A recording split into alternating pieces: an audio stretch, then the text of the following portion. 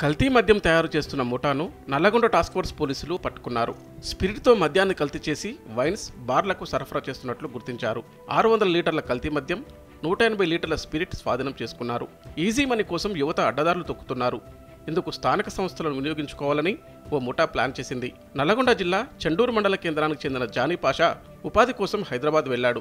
హైదరాబాద్లో బెంగళూరుకు చెందిన శ్రీనివాస్ గౌడ్ పరిచయం అయ్యాడు. ఇద్దరూ కలిసి బెంగళూరు నుంచి స్పిరిట్ తెప్పించి హైదరాబాద్ శివార్లో కల్తీ మద్యం తయారు మొదలుపెట్టారు. గుట్టుచప్పుడు కాకుండా ఈ దందాను కొనసాగిస్తున్నారు.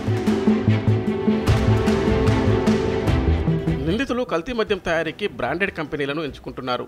ముందు వైన్స్, బార్ల నుంచి Blenders Pride, Teacher's, Black Label, Johnnie Walker, Black Dog వంటి ఖరీదైన బాటిళ్లను సేకరిస్తున్నారు. వాటిల్లో కొంత మేర మద్యాన్ని తీసి ఆ ప్లేస్ను కర్ణాటక నుంచి తెప్పించిన ఆర్డినరీ లిక్కర్తో నింపేస్తున్నారు. కలర్లో తేడా రాకుండా వాటర్, స్పిరిట్ మిక్స్ చేస్తున్నారు. బాటిళ్లపై మూతలను తొలగించేందుకు ఇతర రాష్ట్రాలకు చెందిన ఎక్స్పర్ట్స్ను తీసుకొచ్చి పనిచేస్తున్నారు. కంపెనీ నుంచి వచ్చిన సీల్ అలాగే ఉన్నా లోపల మందు మాత్రం కల్తీ అవుతుంది. ఇలా తయారు చేసిన నకిలీ మద్యాన్ని చండూరు, నాంపల్లి, మునుగోడు ప్రాంతాల్లోని వైన్స్, బెల్ట్ షాప్లకు సరఫరా చేస్తున్నట్లు తేలింది. అయితే తాజాగా ఈ కల్తీ మద్యాన్ని జానీ పాషా ఆటో డ్రైవర్ సాయి చంద్ర తరలిస్తుండగా పోలీసులు పట్టుకుని విచారించారు. దీంతో నకిలీ మద్యం తయారీ ముఠా గుట్టురట్టయింది. ఈ ముఠాపై కేసు నమోదు చేసి 5 సభ్యులను అరెస్టు చేయగా కీలక నిందితుడు శ్రీనివాస్ గౌడ్, దోమలపల్లి యాదగిరి పరారీలో ఉన్నారు.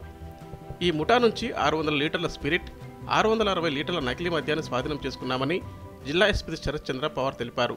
ఈ నకిలీ మద్యాన్ని ప్రజలు తాగినట్లయితే ప్రాణాలకు ముప్పు వాటిల్లి ఉండేదని ఆయన ఆందోళన వ్యక్తం చేశారు. ఈ దందాకు పాల్పడుతున్న నిందితులకు కొందరు వ్యాపారులు, బెల్ట్ షాపుల నిర్వాహకులు కూడా సహకరిస్తున్నట్లు గుర్తించారు.